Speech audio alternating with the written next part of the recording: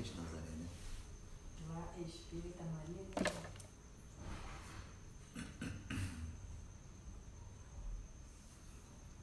Boa noite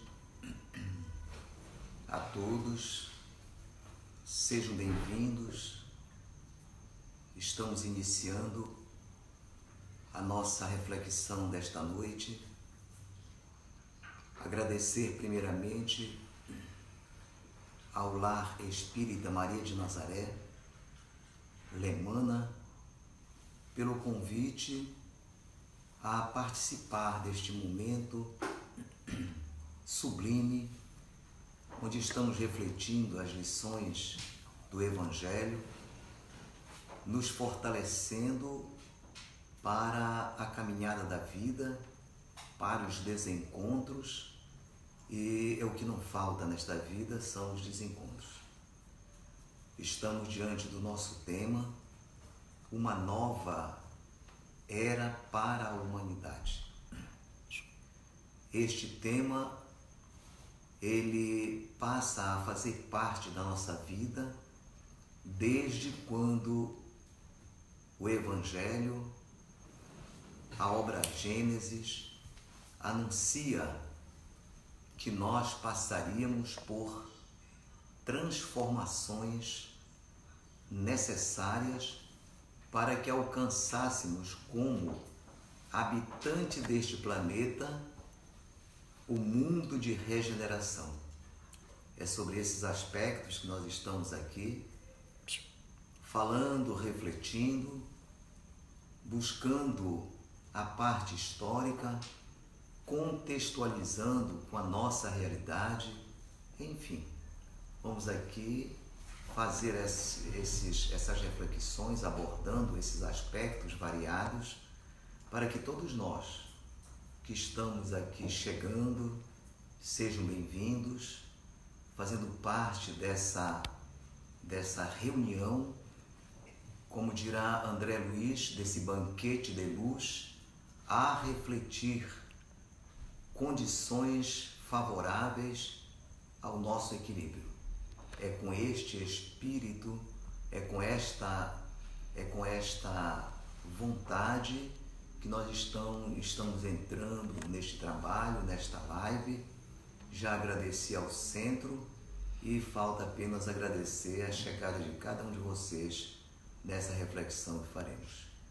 Então o tema está na tela, uma nova era para a humanidade, e este tema nós vamos então começar mostrando o tema, nos aproximando através da introdução, cuja introdução está no Livro dos Espíritos, na questão 1019, quando Kardec faz uma pergunta aos benfeitores da humanidade: poderá jamais implantar-se na Terra o reino do bem? A última pergunta feita aos benfeitores da humanidade, aos espíritos superiores. E eles respondem para Kardec, e agora respondendo para nós, já estamos contextualizando as nossas necessidades diante do nosso tema. Pergunta para nós, e ele responde, os espíritos superiores respondem: desde que haja o bem e a justiça.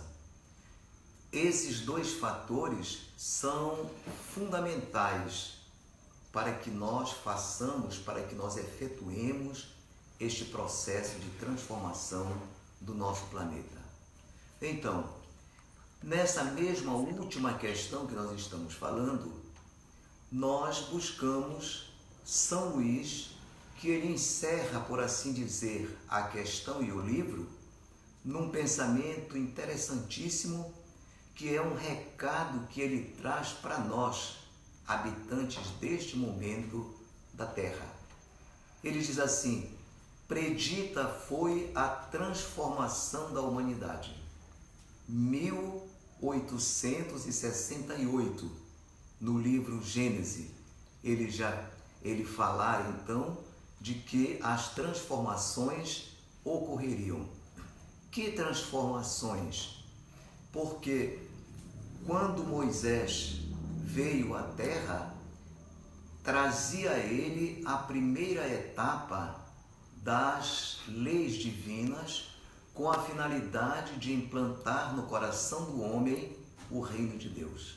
O reino de Deus, dirá então Humberto de Campos, que esta implantação, este projeto luminoso do governador do planeta, nosso irmão querido e divino Jesus, ele implantara no nosso planeta, na Terra, através de 3 fatores, de 3 etapas. A primeira etapa em Moisés, trazendo os 10 mandamentos. Esses 10 mandamentos, como o povo daquela época tinha predominava o materialismo, a ignorância em relação à vida espiritual, Moisés então legislou 613 leis para que o povo hebreu fizesse jus à obediência dos 10 mandamentos. Os 10 mandamentos, então, dirá Humberto de Campos, faz parte da primeira etapa da implantação do reino de Deus no coração do homem. Na segunda etapa, viria pessoalmente Jesus dos mundos celestes, do topo do mundo celeste, trazendo o código de vida, o Evangelho, pessoalmente a nos ensinar essas transformações da vida. Falamos de um povo primitivo, de um povo materialista, onde Jesus, trazendo pessoalmente essa proposta de fraternidade, de amor, ele saíra do nosso planeta pelas portas da cruz, porque não foi entendido pela humanidade, desde há 2000 anos atrás. Quando Jesus sai deste planeta, as pessoas carentes, sedentas de amor, perguntam a ele: Mestre, quem nos consolará agora? E Jesus prenuncia a doutrina espírita como a terceira etapa deste projeto luminoso que implantaria no coração do homem a felicidade, o reino de Deus, o amor.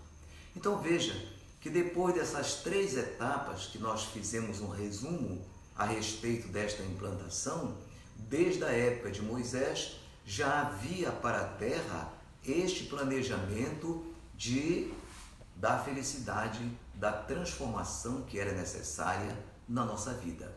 Quando se fala de doutrina espírita, quantos mártires forem muitas vezes mortos e queimados em praça pública, como foi o caso de Joana de Ângeles, porque também mostrava essa necessidade da comunhão com a vida espiritual para que a gente reformulasse as nossas condutas, melhorando a nossa maneira de viver. Dito isso, voltamos para São Luís, onde ele diz assim: os que perturbariam a felicidade. Ele vem trazer essa questão, porque isso também é uma preocupação nossa.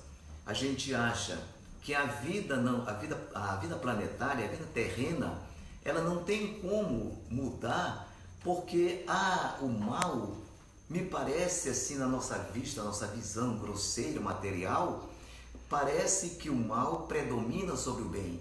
E a gente acaba se preocupando com esses espíritos responsáveis pelas infelicidades pelas quais nós passamos. E São Luís informa, desde essa época, que esses espíritos serão banidos da treva e terão como consequência as trevas da atitude de contrariar, de serem obstáculos às transformações que Jesus prenunciara para cada um de nós. Então, ele vem dizer, homens, chamando a atenção nossa nesse instante em que nós passamos por certas dificuldades que todos nós estamos acompanhando.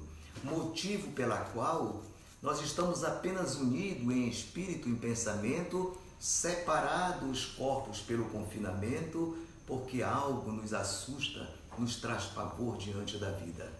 Então ele diz assim: os homens de fé e de boa vontade, está aqui na tela, trabalhai com ânimo na grande obra da regeneração. É São Luís, é o Espírito São Luís, convidado por Jesus a participar dessa equipe de planejamento da transformação da Terra. Ele vem fazer esse convite para nós, trabalhai com ânimo na grande obra da regeneração, e ele também faz uma observação: ai dos que fecham os olhos à luz, ai daqueles que obstruem o trabalho na direção do amor, da fraternidade. Então, terão que sofrer privações, terão que sofrer os resgates em mundos outros, abaixo, inferiores ao planeta que nós estamos vivendo. Não por castigo de Deus, mas os espíritos superiores, respeitando o livre-arbítrio, a escolha de cada um, querer acompanhar o crescimento da Terra ou não querer acompanhar esse crescimento. É uma escolha nossa, é uma lei divina chamada livre-arbítrio, e ele respeita. Só que, na sequência, dirá então São Luís: ai dos que fecham os olhos à luz, terão que sofrer as privações, ai dos egoístas que precisam carregar o fardo de suas misérias. A responsabilidade que nós assumimos diante das nossas atitudes, obstruindo o caminho da humanidade no seu crescimento para aqueles que querem. Dito isso, considerando a nossa parte introdutória do nosso pensamento, nós fomos buscar na Gênese, como falamos, 1868, o último livro da codificação de Kardec, onde ele diz: o bem reinará sobre a terra. Significa dizer que nós caminhamos para a felicidade. Ainda que a gente não queira, nós seremos obrigados a ser felizes. Se não formos felizes pelo amor, seremos felizes pela dor. Então nós começamos a mostrar que as consequências, que os tsunamis da vida, que os flagelos, como diz o Evangelho, de maneira geral, são alarmes, são situações que acontecem na nossa vida para que a gente reflita o caminho que nós queremos. Respondemos sempre que queremos ser felizes, mas esta caminhada que estamos fazendo se enche de interrogações dentro de cada um de nós. Estamos indo, estamos caminhando para a felicidade, que é a nossa meta, que todos nós queremos? Então observem que o Kardec ele vem dizer que o bem reinará sobre a terra, serão excluídos, portanto, os espíritos ruins. Na obra Transição Planetária, Filomeno de Miranda traz uma notícia para nós, que a Terra está evoluindo na hierarquia dos mundos, apesar dos homens, dizendo que nós, seres humanos, somos incapazes de reter o crescimento da Terra, de reter a evolução do espírito da humanidade. E como disse agora Kardec na obra Gênese, os espíritos que não quiserem, considerados espíritos ruins, serão banidos desse planeta. Então, no momento em que a Terra deva progredir, este planeta será interditado àqueles sem condições morais. Nós estamos falando de uns que vão desencarnando e outros que estão reencarnando. Mas qual é o parâmetro de que a gente possa se sentir acompanhando a Terra ou despedindo-se da Terra? Está dito então pelo Kardec, na obra A Gênese, que o que vale, o padrão que efetua esse conceito de cada um de nós, é o padrão moral. Daí a migração dos espíritos para outros planetas. Deus mostrando a sua misericórdia, mostrando a lei de amor, exercitando no nosso dia a dia, na prática do nosso dia a dia.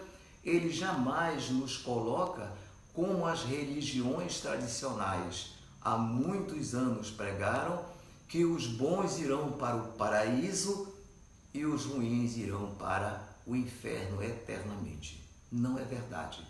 Se assim o fosse, Deus perderia o seu atributo do amor infinito, do amor para com os seus filhos, do amor querendo para cada um de nós esse caminho da felicidade diante da nossa caminhada para a plenitude. Então é assim, nós estamos refletindo essas questões e ao mesmo tempo mudando paradigmas, tradições que existiam na nossa vida, porque os fatos estão mostrando exatamente quais caminhos nós precisamos tomar. Daí essa migração, como nós falamos, esses espíritos irão habitar em planetas inferiores, mas eles não serão punidos. A punição deles será para ajudar os menores, para que eles cresçam, e ajudando os outros a crescerem, instintivamente nós estamos crescendo também com a outra humanidade, até que ele crie condições morais para voltar a habitar o planeta de onde ele foi deserdado. Então, a Gênese vem dizer: são chegados os tempos de transformações. Não são os tempos finais, porque um planeta como o nosso, a Terra, criado há bilhões de anos, não iria ser extirpado desse conjunto, deste universo maior, criação divina, por uma atitude do homem. Isso a gente não pode jamais imaginar. Então, na obra Transição Planetária, que nós já ouvimos falar tantas vezes, ele vem trazer Filomeno de Miranda, através do médium Divaldo Pereira Franco, ele vem trazer informações que nós selecionamos algumas para refletir aqui neste momento, olhando as nossas necessidades. Então, nós separamos esta que diz assim: não mais no nosso planeta, na Terra, para que ela passe ao mundo de regeneração, devemos eliminar o orgulho que aniquila a fraternidade.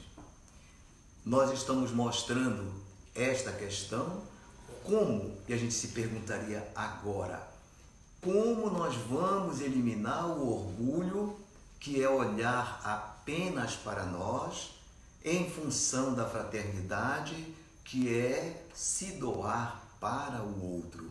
Como isto poderia acontecer?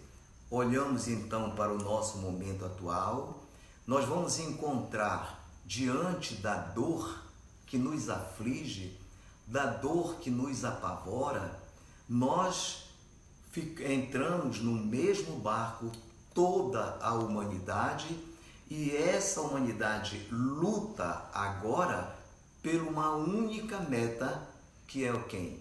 A vida. Então observe como as leis divinas, elas são perfeitas. É a única forma que não existe diferença entre qualquer um de nós, qualquer segmento da sociedade, é na hora da dor. Seja rico, pobre, das formas que a gente imaginar, mas a dor nos une para que nós nos rendamos às leis para fazer as nossas mudanças, as nossas transformações. O orgulho, portanto, será aniquilado diante da fraternidade. Olhem o povo se unindo para ajudar um ao outro. As potências poderosas que queriam guerra agora estão unindo e se ajudando com as máscaras, se ajudando mutuamente para que nós possamos vencer o vírus e ganhar e conquistar a própria vida.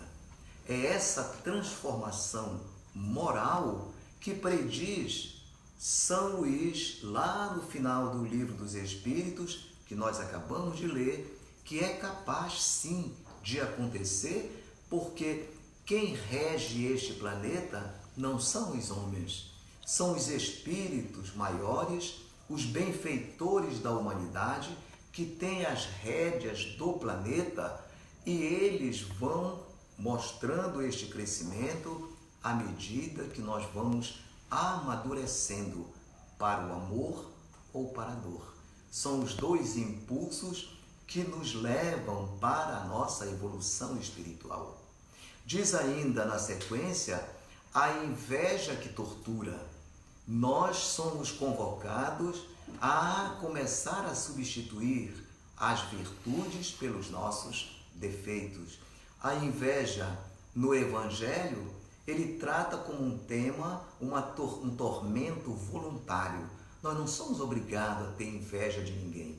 Quando nós temos inveja de alguém, o movimento vem dizer a literatura espírita, nós nos afastamos dessa pessoa que temos a inveja. À medida que nós elogiamos, à medida que nós fazemos alusão às suas conquistas, que nós homenageamos, nós passamos então a nos aproximar deles. É essa relação que a gente precisa compreender, sem necessidade de querer invejar aquilo que o outro tem. E principalmente, o mais importante, o ódio que asfixia a própria alma. Então hoje, nós olhamos para o nosso planeta, olhamos para a sociedade, para os jornais da vida, a vida perdeu o sentido. Vamos dizer assim, é como se a gente olhasse o mundo e dissesse, este mundo não tem mais jeito. Este mundo está de cabeça para baixo. Nós já ouvimos várias situações, mas é engano nosso, porque nós olhamos a vida física, nós olhamos a administração física, social, mas nós esquecemos, muitas vezes distraídos, de uma lei maior e que todos são regidos por ela, a lei divina e a lei de amor.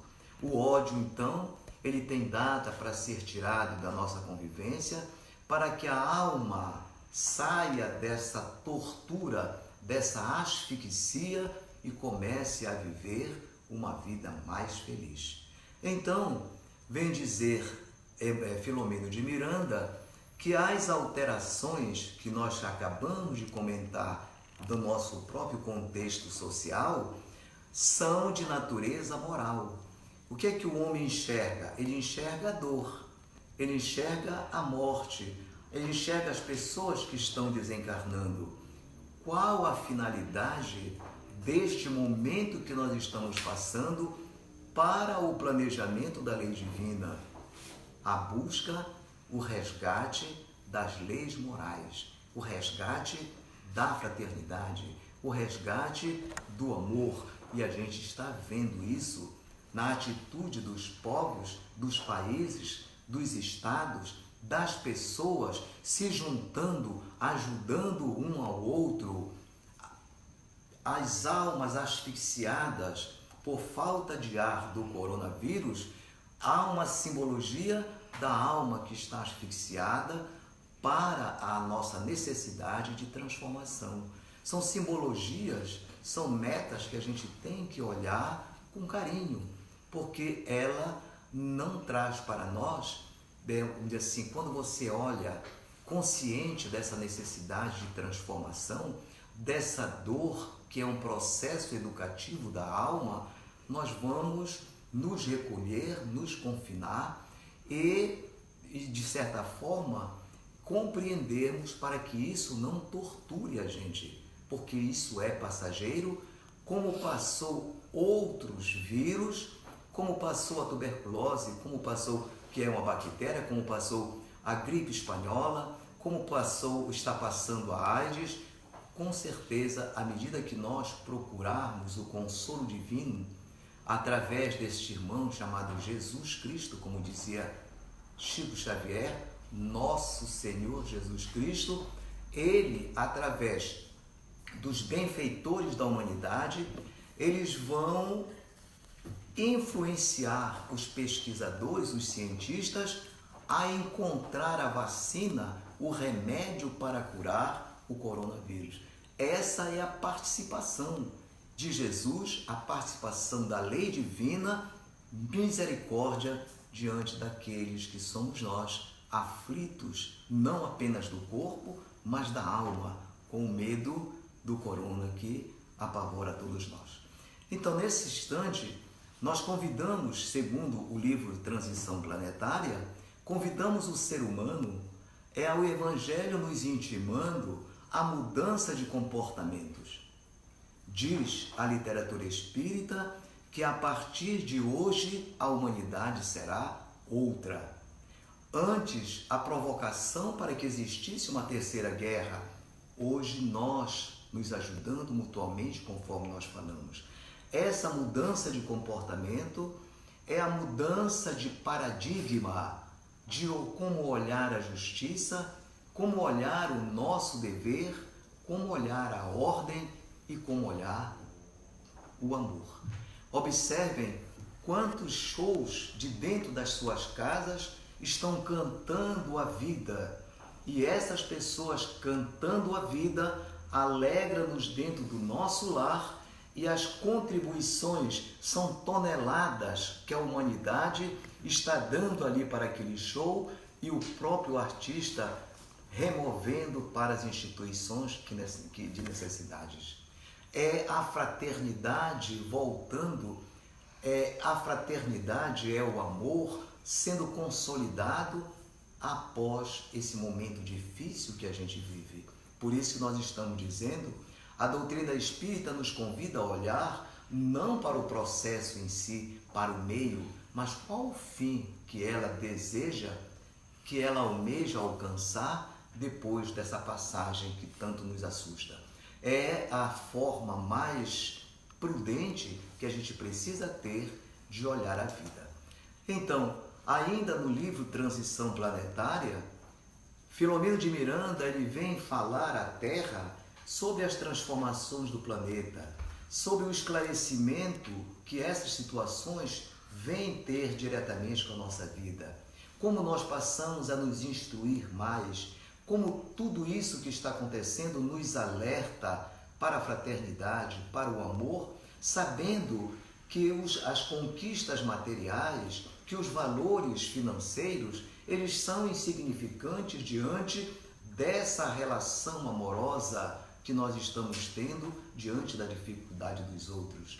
Vejo que nasce em cada um de nós o sentimento de fraternidade, este sentimento que moverá a humanidade na direção da plenitude e da felicidade que nós estamos falando.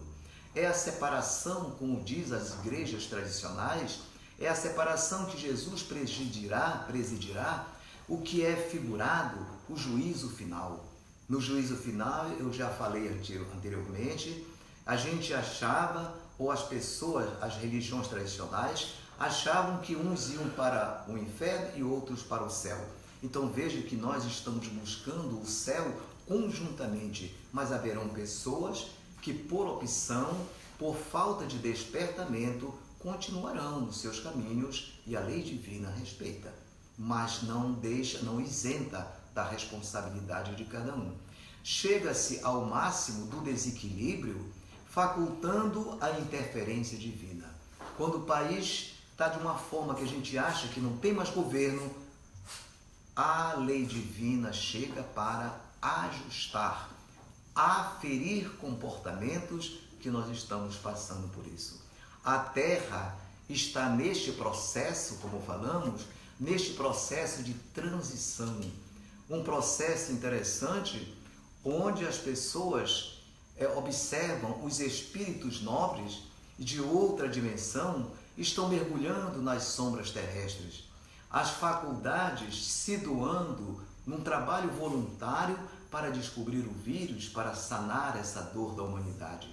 Ao lado dos espíritos missionários que traz no coração o amor, a caridade, a inteligência e o sentimento, que protegem os seres humanos, que somos nós, terrestres, possam modificar a paisagem aflitiva, e ela vai ser modificada, facultando o estabelecimento do reino de Deus quando nós começamos a falar, dizendo que houve a primeira etapa em Moisés, a segunda etapa em Jesus e a terceira etapa conclusiva agora na doutrina espírita como o consolador das nossas vidas.